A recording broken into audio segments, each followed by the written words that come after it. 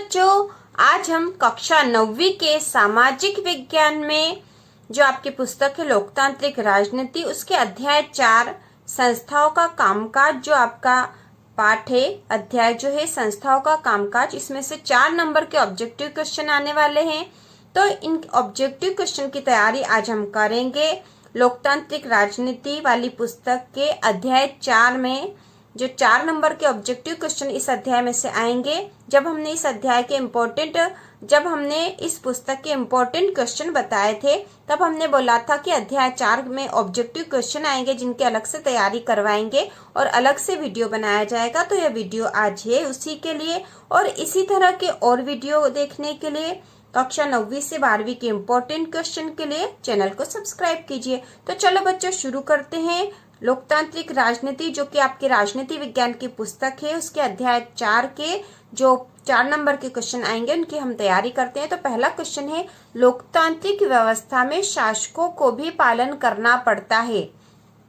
लोकतांत्रिक व्यवस्था में शासकों को भी पालन करना पड़ता है। परंपरा का, कानून का, धर्म का या अनुशासन का, तो इसमें आएगा कानून का। लोकतांत्रिक व्यवस्था में शासकों को भी कानून का पालन करना पड़ता है। तो यह ऑब्जेक्टिव क्वेश्चन देखने के साथ साथ यदि आप इनको अच्छे से समझ भी लोगे तो इनसे संबंधित अलग थोड़े से यदि ऑब्जेक्टिव आते हैं, इससे संबंधित ही ऑब्जेक्टिव आएंगे तो आप उनको भी आसानी से कर सकोगे। तो इसमें दूसरा है, भारत की संसद के नाम लिखिए।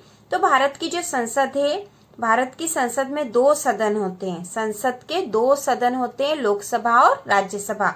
तो संसद के नाम पूछे तो हम यहाँ लिख देंगे लोकसभा और राज्यसभा, क्योंकि भारत की संसद के 2 सदन है, लोकसभा और राज्यसभा। इसके बाद अगला क्वेश्चन है, निम्नलिखित में से कौन राजनीतिक कार्यपालिका का हिस्सा होता है। राजनीतिक कार्यपालिका का हिस्सा होता, हमसे पूछा है राजनीतिक कार्यपालिका का। तो यहाँ ऑप्शन दे रखे हैं, जिलाधीश, गृह सचिव, गृह मंत्री और पुलिस महानिदेशक। तो इसका उत्तर आएगा गृह मंत्री, क्योंकि यह राजनीतिक कार्यपालिका का हिस्सा है। और बाकी जो जिलाधीश है, गृह सचिव और पुलिस महानिदेशक जो है, ये अधिकारी वर्ग के लोग होते हैं, इनका राजनीति से कोई संबंध नहीं होता है। और गृह मंत्री जो है राजनीतिक कार्यपालिका का हिस्सा होता है। अगला जो है, कौन सी संस्था देश के मौजूदा कानून में परिवर्तन कर सकती है। तो देश के मौजूदा कानून में परिवर्तन करने का अधिकार जो है संसद को होता है। संसद जो है कानून को पारित कर सकती है और मौजूदा कानून में परिवर्तन कर सकती है। तो इसका उत्तर आएगा संसद। अगला क्वेश्चन है, भारत के प्रधानमंत्री को किस सदन के सदस्यों का समर्थन हासिल होता है। भारत के प्रधानमंत्री को किस सदन के सदस्यों का समर्थन हासिल होता है।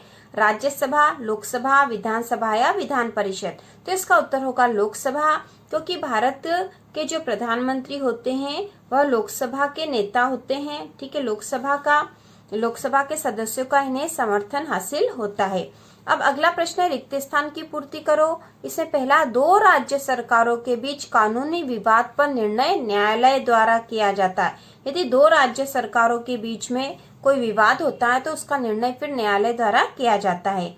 अगला है, संसदीय लोकतंत्र में लोकसभा में बहुमत वाली पार्टी का नेता ही प्रधानमंत्री बन सकता है। तो जिस पार्टी को लोकसभा में बहुमत हासिल होता है तो उस पार्टी का जो प्रमुख होता है वह पार्टी अपने में से एक प्रमुख को चुनती है और वही जो प्रधानमंत्री बनता है। और उसके पहले भी हमने पढ़ा था कि भारत के प्रधानमंत्री जो है उन्हें लोकसभा के सदस्यों का समर्थन हासिल होता है, क्योंकि लोकसभा में बहुमत वाली पार्टी का नेता ही प्रधानमंत्री बन सकता है। अगला, पल्स पोलियो अभियान सरकार द्वारा शुरू किया गया। 1979 में गठित दूसरे पिछड़े जाति आयोग की अध्यक्षता ने की थी। तो किसने की थी? बीपी मंडल ने। दूसरे पिछड़े जाति आयोग की अध्यक्षता बीपी मंडल ने की थी।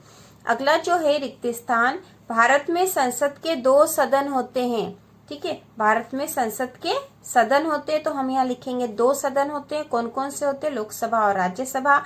और लोकसभा में जो बहुमत वाली पार्टी का जो नेता होता है वह प्रधानमंत्री नियुक्त किया जाता है। और प्रधानमंत्री जो है लोकसभा के सदस्यों के समर्थन पर ही बनते हैं। अगला है, एक शब्द या वाक्य में उत्तर दीजिए, मंत्री कितने प्रकार के होते हैं। तो इसका उत्तर होगा, मंत्री 3 प्रकार के होते हैं। कैबिनेट मंत्री, राज्य मंत्री और स्वतंत्र प्रभार वाले राज्य मंत्री। ठीक है, मंत्री 3 प्रकार के होते हैं, कैबिनेट मंत्री, राज्य मंत्री और स्वतंत्र प्रभार वाले राज्य मंत्री।